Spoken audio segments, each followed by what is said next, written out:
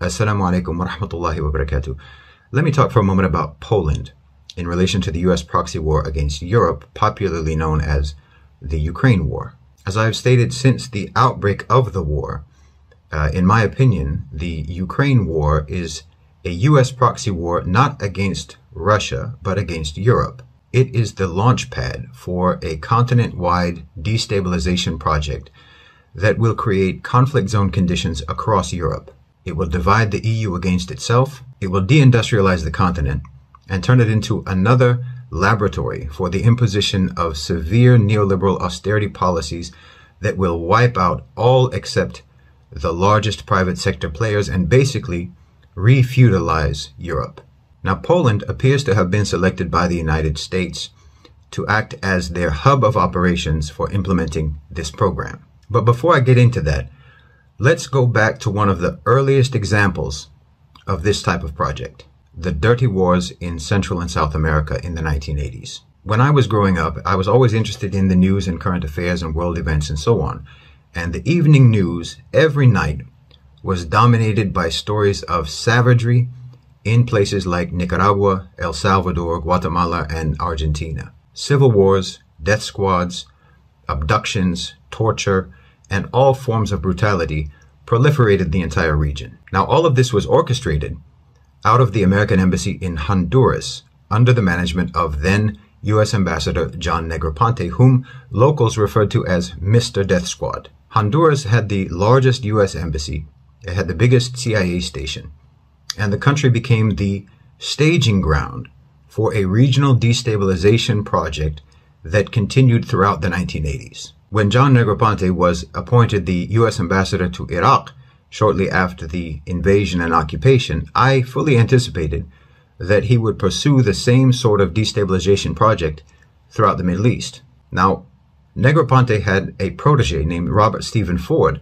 who was appointed the U.S. ambassador to Syria at that time, and he immediately began trying to foment rebellion and opposition and resistance and recruiting militia groups until he was eventually kicked out of the country. Now, I think we're all aware of what happened a few short years later in the Arab world with the Arab Spring, and we're all aware also, I think, of the role played by CIA-backed organizations in that disruptive movement. And I think we're also all aware of the role played by the CIA in backing armed groups in the civil war in Syria. In fact, during the Arab Spring, the United States tried to appoint Robert Stephen Ford after he'd been kicked out of Syria. They tried to appoint him as the U.S. ambassador to Egypt, but fortunately, his reputation and the reputation of John Negroponte preceded them, and popular opposition to that appointment forced the U.S. to scrap the idea. So the point here is that there is a pattern, and once you are familiar with the pattern, you can recognize it, and you can sort of abstractly predict the way it's going to play out, if not specifically. Well, in the current scenario, in my opinion, Poland is Honduras. Near the beginning of the war in Ukraine, I noticed the role being played by Poland as a destination for refugees and as a source for mercenaries to go and fight in Ukraine. So I decided to check, who is the U.S. ambassador to Poland right now? Well, the U.S. ambassador to Poland right now is not Robert Stephen Ford, and it's not John Negroponte or any of their known proteges. The current U.S. ambassador to Poland is the son of one of the most notorious policy advisors in recent U.S. history, Zbigniew Brzezinski. And I'm not going to make any effort to say his name correctly. Brzezinski, who was Polish, was the architect of U.S. support for the Mujahideen in Afghanistan against the Soviet Union. And he was a staunch and paranoid anti-Russian zealot. Now, Brzezinski felt that the disintegration of the EU was inevitable, and that only the perception of a threat being posed by Russia could possibly induce the Europeans to act in unison. I think a united Europe came into being out of fear. I think that entity is now on the way to a disintegration because the fear is gone. There is a certain inevitability to that. Now, if Putin starts another wave of Cold War unilateral actions, they'll probably all come back again.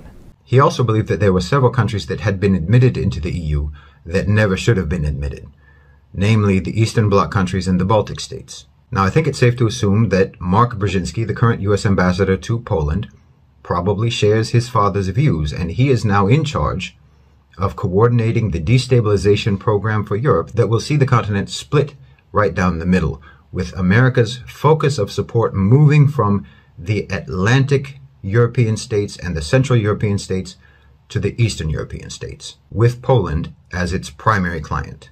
Ironically, the US is using Brzezinski's theory that the Europeans need a Russian threat in order to act in unison. They're using that theory to coerce the European nations to be unified in the adoption of policies that will ultimately lead to the disintegration of Europe. Now, no doubt the US is dangling promises in front of Poland, telling them that they will re-emerge as a major power after 4 centuries of irrelevance, telling them that Germany is weakening both naturally and by design, and that Poland can become not only the manufacturing hub and heart of Europe, but also the strongest military power. They're even hinting that Poland can become a superstate, incorporating both Lithuania and Western Ukraine into their territory. So based on all of these promises, in my opinion, Poland is willingly doing America's dirty work, which, after all, they've actually been doing for quite some time. As a result of embracing their role as a destabilizing client state of the US, Poland will likely become a police state, and this is already happening, with American soldiers running amok in the country and Polish police telling their citizens that they have no right to arrest them, as you see here.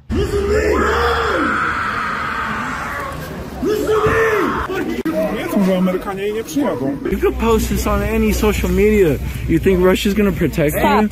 And the same is likely to happen in the other Eastern Bloc and Baltic states where America is shifting its focus. They will be tightly controlled by American influence, and they will be encouraged to distance themselves from the EU and to even form their own economic and security bloc, which again, we already see happening. Poland will potentially become militarily engaged in the war in Ukraine against Russia, as well as potentially in Belarus. And unquestionably, covert disruption activities in both Moldova and in Georgia and elsewhere will be originating from the US Embassy in Warsaw. So this is just to give you a sort of geopolitical framework for what's happening in Europe and Poland's role in that, in what is a repeating pattern by the US. And here I would like to say that I think our understanding of the multiple ayat in the Quran that warn the Muslims against taking the kuffar as our awliya, our understanding should include the possibility that this isn't only because they are unreliable awliya for the Muslims, but also because they are unreliable awliya even for each other. And this is because they tend to operate according to short-sighted self-interest. Their loyalty is a commodity sold for benefit, and they will willingly turn on anyone if they think it will profit them. I don't think anything could demonstrate this more clearly than what's going on in Europe, and how America has no qualms whatsoever about sabotaging and undermining the safety, the prosperity, and even the lives of Europeans, while at the same time claiming to be their best friends. Jazakumullahu khairan wa assalamu alaikum.